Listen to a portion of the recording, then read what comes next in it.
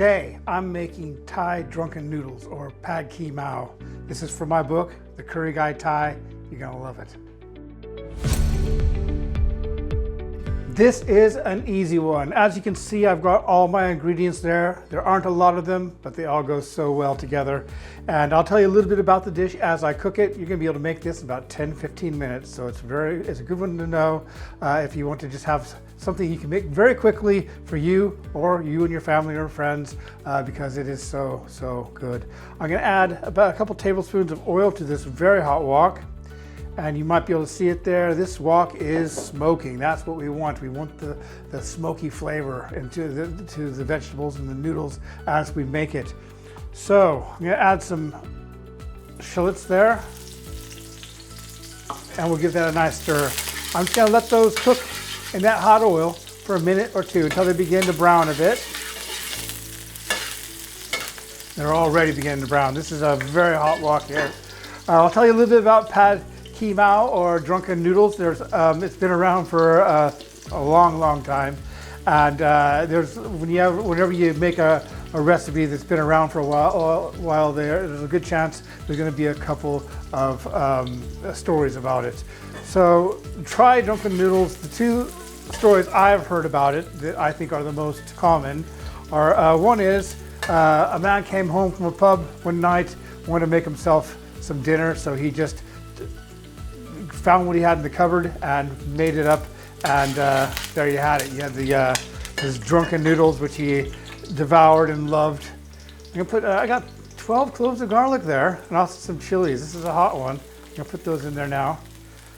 And another reason why it might be called drunken noodles is because it's one of those dishes that you actually can make when you're a bit hungover and you just want to feel better. And I've tested that, and I can assure you that it does work. So if you're feeling a bit hungover right now and you want to make a really nice, delicious Thai dish, this might be where you want to start. To this, I'm going to add some chicken. That's just, as you can see, I didn't cut them very big. They're just quite small. I'm going to go ahead and cook this chicken. This is about 4 or 5 thighs. Cut into bite-sized pieces, and I'm going to just mix that all up with all those other ingredients. And while that's sizzling there, I'm going to go ahead and make the sauce for the dish. Now the sauce could not be easier. I've got 4 tablespoons of oyster sauce there. I've got a mixture of about 2 tablespoons of light soy sauce and 1.5 tablespoons of dark soy sauce. I'm going to add that to the oyster sauce. And then I'm just going to add a bit of sugar. Now some people like this really sweet. I find the oyster sauce has enough sweetness in it already, but I'll just put a tiny, maybe about a teaspoon of sugar in that. You're going to want to try it as you go and decide if you want to add more or less. I'm going to stir that all up there. Give this chicken another stir. And I'm really looking to cook the chicken about 50% at this stage, because when I add the noodles and the sauce, it will cook quite quickly. We don't want to overcook the chicken. We want it to be nice and juicy. So that's getting almost to the 50% point now.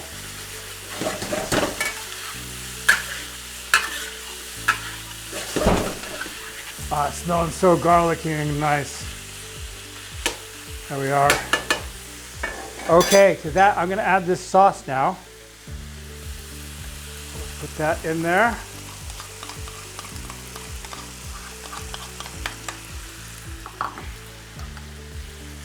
And we'll give that all a nice stir as well. Right into the chicken. Now in goes some just sliced spring onion. Add that in there, stir it all in.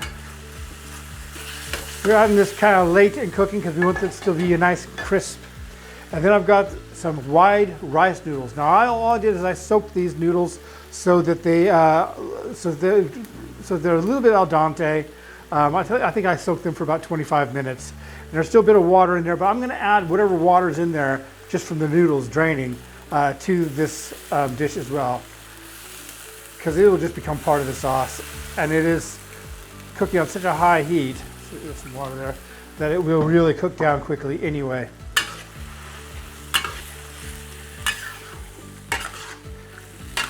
Yeah. Now I'm going to spread these out a bit. Let those noodles just kind of crisp to the bottom of the wok. I'm going to push it right down into the sauce that's there so they're all nicely flavored. You really can't. See how quickly I'm making this? This is just like you can't make a dinner quicker than this. We're talking about 10 minutes here, all from scratch. And it is going to be absolutely delicious. I got some Thai basil here. You might have to look for Thai basil. I like it. It has a bit more of a sharp flavor to it. Obviously, you can use Western basil as well if you have to. But if you can get the Thai stuff, go for the Thai stuff. I'm just going to add about half of that now. Stir that in there. Oh, yeah.